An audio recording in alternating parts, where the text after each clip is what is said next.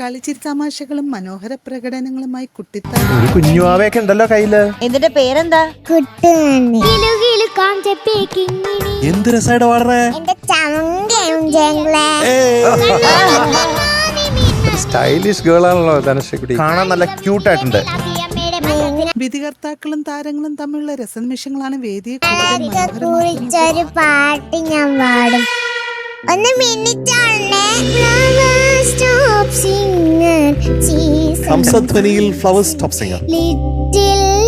അത് വലുതാവുമ്പോഴേ ഒരു വലിയൊരു ആർട്ടിസ്റ്റ് ആവും കേട്ടോ. അതെ, ഉറപ്പായിട്ടും. അതെ, ടോപ്പ് സിംഗർ വേദിയിൽ ഡ്യുവറ്റ് റൗണ്ടിൽ ശ്രീയക്കുട്ടിക്ക് കരുത്തായി മുൻ ടോപ്പ് സിംഗർ മത്സരാർത്ഥി ദേവനന്ദൻ.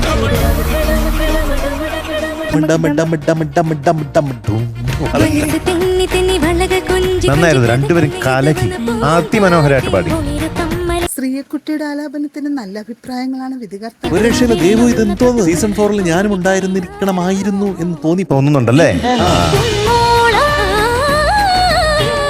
സെക്കൻഡ് ചരണത്തില് യാസിന്റെ ആ ഹമ്മിങ് പാടിയില്ലേ, എഫേർട്ട്ലെസ് ഈസിലാണ്, പറയാണ്ടിരിക്കാൻ പറ്റുന്നില്ല. ഒരു സലാം. താരങ്ങളുടെയും മനോഹര പ്രകടനങ്ങൾ കാണാൻ നമുക്ക് നല്ലൊരു പാർട്ട്ണറെ കിട്ടി ശ്രേയയ്ക്ക്. Very confident girl.